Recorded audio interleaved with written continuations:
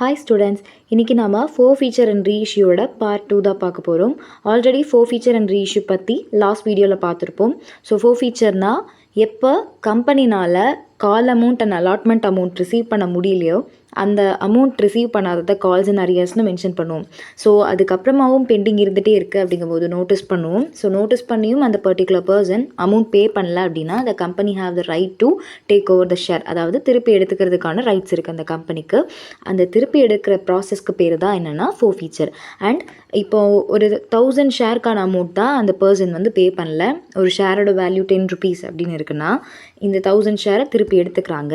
Again அந்த 1000 ஷேரை 10 rupeesக்கே issue பண்ணலாம், அதாவது பார் வேல்யூலும் இஷ்யூ பண்ணலாம்.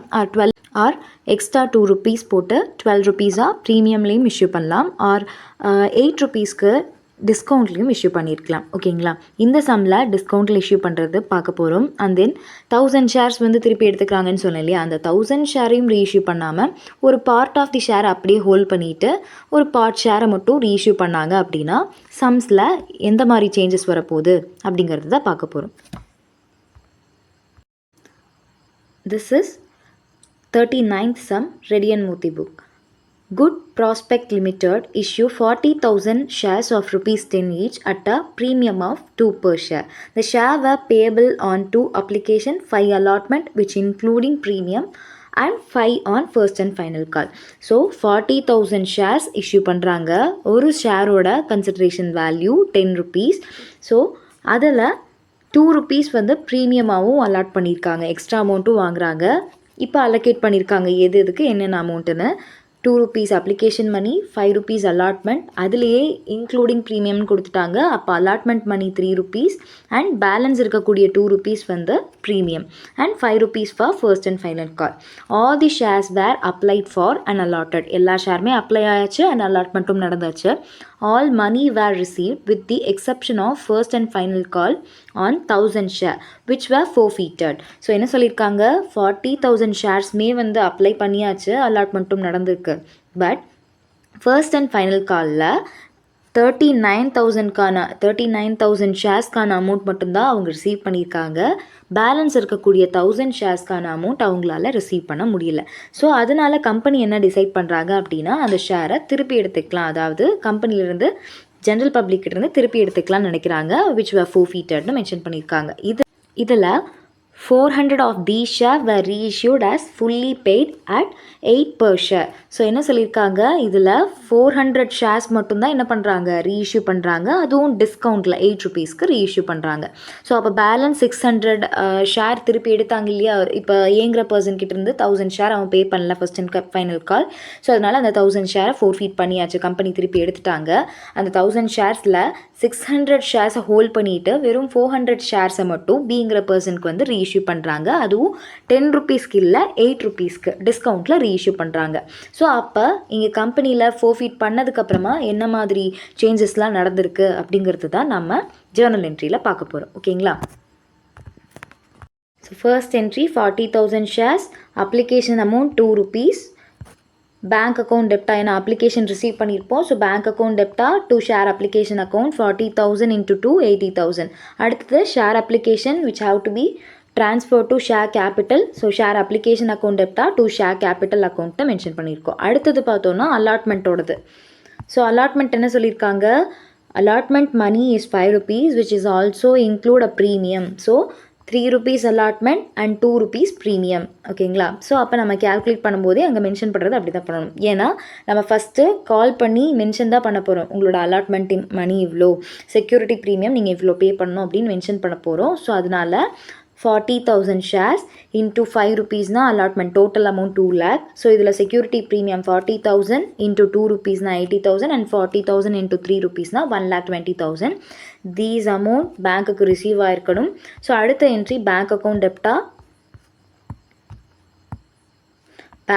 டெப்டா to share allotment account.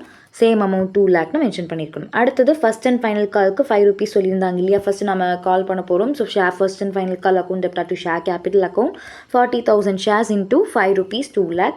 And then இவங்க ரிசீவ் பண்ணது எவ்வளோக்கான அமௌண்ட் தான் ரிசீவ் பண்ணியிருக்காங்க, ஒன்லி 39,000 ஷேர்ஸ்க்கான அமௌண்ட் தான் ரிசீவ் பண்ணியிருக்காங்க. பெண்டிங் 1000 ஷேர்ஸ்க்கான அமௌண்ட் தான் ஃபோர்ஃபீட் பண்ண போகிறாங்க. ஸோ அப்போ இங்கே நம்ம மென்ஷன் பண்ணும்போதே பேங்க்குக்கு எவ்வளோ தான் ரிசீவ் ஆகிருக்கும், 39,000 into 5 rupeesனு கேல்குலேட் பண்ணோன்னா 1,95,000 அமௌண்ட் வந்திருக்கும். ஸோ 1000 ஷேரை வந்து திருப்பி எடுத்துக்க போகிறாங்க, அதுக்கான என்ட்ரி தான் ஃபோர் ஃபீச்சருக்கான entry. So share capital account டெப்டா, ஸோ 1000 ஷேர்ஸ் அதுதான் திருப்பி எடுத்துக்க போகிறாங்க. Into consideration value for the whole share எவ்வளோ அப்படின்னு பார்த்தோன்னா,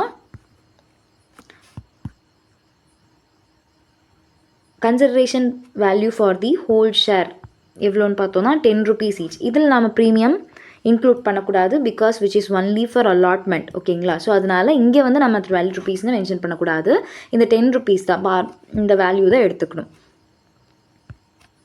ஸோ அப்போ 1000 into 10 கேல்குலேட் பண்ணால் 10,000. அண்ட் தென் ஃபைனல் காலில் எவ்வளோக்கான அமௌண்ட் பே பண்ணல, 5 rupees ஃபைனல் காலா. ஸோ 1000 into 5 கேல்குலேட் பண்ணால் 5,000. ஸோ 5,000 ஆல்ரெடி அவங்க பே பண்ணியிருக்காங்க, இன்னொரு 5,000 தான் பே பண்ணாமல் இருக்காங்க. அந்த இதோட ரெண்டுத்தோட டிஃப்ரென்ஸ் தான் எவ்வளோ, ஃபோர் ஃபீச்சர். ஸோ கிரெடிட் சைடில் வந்திருக்கு, ஆல்ரெடி நம்ம பார்த்துருந்தோன்னா புரிஞ்சிருக்கும். ஸோ ஏன்னா அவன் அப்ளிகேஷன் அந்த 1000 ஷேர்க்கான அப்ளிகேஷன் அண்ட் அலாட்மெண்ட் பண்ணி பே பண்ணியிருப்பான், ஒன்லி ஃபைனல் காலோட அமௌண்ட் மட்டும் தான், அதாவது ஃபஸ்ட் அண்ட் ஃபைனல் காலோட அமௌண்ட் மட்டும் தான் பே பண்ணியிருக்க மாட்டான். ஸோ அதுதான் இந்த 5,000. அப்போ பெண்டிங் இருக்கக்கூடிய 5,000 ஆல்ரெடி கம்பெனி கிட்ட தான் இருக்கும், கம்பெனி ஆல்ரெடி ரிசீவ் பண்ணியிருப்பாங்க, அது அந்த பர்சனுக்கு திருப்பி கொடுக்க போகிறது கிடையாது. ஸோ அது அந்த கம்பெனியோட கேபிட்டல் கெயின்ஸ் தான், அதாவது ப்ராஃபிட் தான். ஸோ அதனால தான் இதை கிரெடிட் சைடில் மென்ஷன் பண்ணியிருக்கோம். எகெயின் இந்த 1000 ஷேரையுமே ரீஇஷ்யூ பண்ணியிருந்தாங்க அப்படின்னா அது லாஸ்ட் டைம் நம்ம பார்த்தது என்ன பண்ணியிருப்பாங்க, ரீஇஷ்யூ பண்ணும்போது பேங்க் அக்கௌண்ட் டெப்டா 1000 ஷேர் into 8 rupees. அடுத்தது வந்து ஷேர் கேபிட்டலோடது அப்படின்னு சொல்லி மென்ஷன் பண்ணியிருப்போம். பட் இந்த 1000 ஷேர்ஸையுமே அவங்க ரீஇஷ்யூ பண்ணல, ஒன்லி 400 ஷேர்ஸ் தான் ரீஇஷ்யூ பண்ணுறாங்க. ஸோ அதனால 400 ஷேர்ஸ், அதுவும் 8 rupeesக்கு தான் ரீஇஷ்யூ பண்ணுறாங்க. ஸோ அப்போ 400 into 8 rupees 3,200. அடுத்தது நம்ம ஷேர் கேபிட்டல் தான் மென்ஷன் பண்ணுவோம், எவ்வளோ ஷேரு, 1000 ஷேர் 400 ஷேர் தான் ரீஇஷ்யூ பண்ணுறாங்க. ஸோ அப்போ 400 into 10 rupees.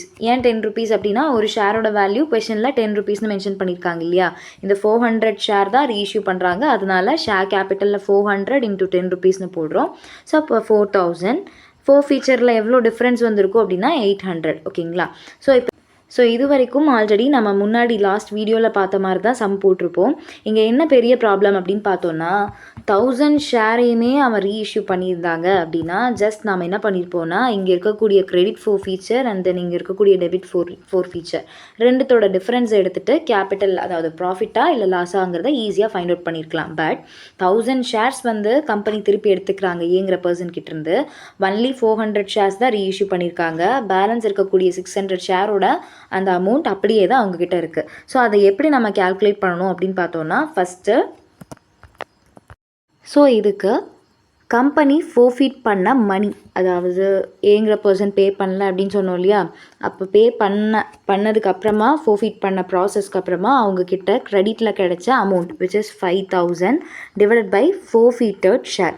இங்கே மேலே forfeited money divided by forfeited share into reissued shares. ஓகேங்களா, கேல்குலேட் பண்ணோன்னா எவ்வளோ வந்திருக்கும், 2,000 வந்திருக்கும். இது நான் 2,000 மென்ஷன் பண்ணல, பட் 2,000 வந்திருக்கும். அதாவது ஃபோர்ஃபீட்டட் மணி எனக்கு கெயினாக கிடைச்ச மணி டிவைடட் பை எவ்வளோ ஷேர் நான் கம்பெனி ஆஸ் அ கம்பெனியாக திருப்பி எடுத்தணும் அந்த ஷேர் கீழே இன்டூ நான் எவ்வளோ ஷேர் ரீஇஷ்யூ பண்ணியிருக்கணும் அந்த ஷேர்.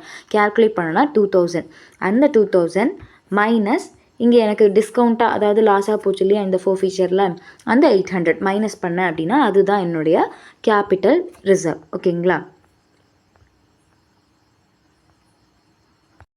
ஸோ இது எப்படி மேம் அப்படின்னா, ஆக்சுவலாக அவங்களுக்கு கெயினாக கிடச்சது 5,000. ஓகேங்களா, எதுலேருந்து கிடச்சிது, 1000 ஷேர்ஸ் வந்து திருப்பி எடுத்ததுனால அவங்களுக்கு ஒரு 5,000 கெயின் இருந்துச்சா.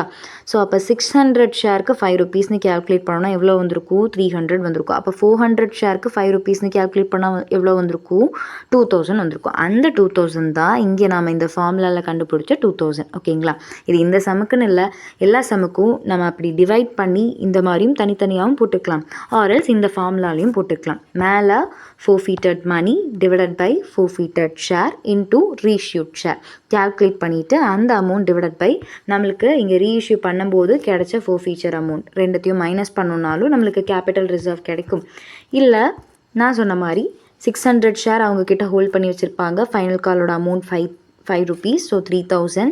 பேலன்ஸ் 2000 என்னது இந்த 400 ஷேருக்கான கெயினு. ஸோ அந்த 2000 மைனஸ் இந்த 800ன்னு கேல்குலேட் பண்ணாலும் சேம் அமௌண்ட்டாக வரும். ஓகேங்களா?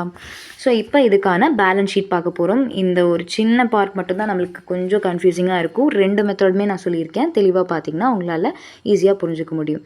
So next balance sheet we need to prepare. So balance sheet எப்படி ப்ரிப்பேர் பண்ணணுன்னா ஃபஸ்ட்டு இஷ்யூ பண்ண ஷேர் கேபிட்டல் எவ்வளோ 40,000 ஷேர் 10 rupees ஈச். ஸோ அதில் பப்ளிக் சப்ஸ்கிரைப் பண்ணது எவ்வளோ தான் 39,000. 1000 ஷேர்ஸ்க்கானது திருப்பி எடுத்துகிட்டு எகெயின் 600 நாமளே ஹோல்ட் பண்ணிட்டோம், கம்பெனியை ஹோல்ட் பண்ணி வச்சுட்டாங்க. 400 ஷேர் மட்டும் ரீஇஷ்யூ பண்ணியிருக்காங்க. அதுதான் 39,400 10 rupeesக்கு. ஓகேங்களா? 3,94,000. ஸோ ஃபீச்சர் பண்ணதில் பேலன்ஸ் எவ்வளோ இருக்கும் அப்படின்னு பார்த்தோன்னா 600 ஷேர் நம்மக்கிட்ட தான், நம்ம கம்பெனியில் தானே இருக்குது. ஸோ அதனால் அந்த அமௌண்ட்டை இங்கே எழுதிடுறோம். ஸோ டோட்டலாக share capital value is 3,97,000. And next reserves and surplus find out பண்ணணும். ஸோ செக்யூரிட்டி ப்ரீமியம்லேருந்து எனக்கு ஒரு 80,000 அண்ட் கேபிட்டல் ரிசர்வ்லேருந்து எனக்கு ஒரு 1,200 கிடச்சிருக்கும், விச் இஸ் 81,200. அடுத்தது அசட் சைட் நம்ம கேல்குலேட் பண்ணணும். அவ்வளோதான், வேறு எதுவுமே வராது. ஷேர் கேபிட்டல் அண்ட் ரிசர்வ் தான் வரும் ஈக்விட்டிஸ் அண்ட் லைபிலிட்டிஸில். அடுத்தது அசட்டில் பார்த்தோம் அப்படின்னா எனக்கு பேங்க்கில் என்னெல்லாம் வந்திருக்கோ, என்ட்ரீஸில் எங்கெல்லாம் பேங்க் வந்திருக்கோ அந்த அமௌண்ட் எல்லாத்தையுமே கேல்குலேட் பண்ணேன் அப்படின்னா I can get the amount of 4,78,200. So both asset and liability side ஈக்குவலாக இருக்குது. இதுதான் பேலன்ஸ் ஷீட்டோட ஃபைனல் ஸ்டேட்மெண்ட். ஓகேங்களா? இந்த சம் தெளிவாக பாருங்கள். இந்த ஃபார்முலா ஆர்எல்ஸ் இந்த மெத்தட் இது ரெண்டுத்தையும் வச்சு உங்களால் ஈஸியாக கேபிட்டல் ரிசர்வ் ஃபைண்ட் அவுட் பண்ணிட முடியும். தேங்க்யூ ஃபார் வாட்சிங் திஸ் வீடியோ.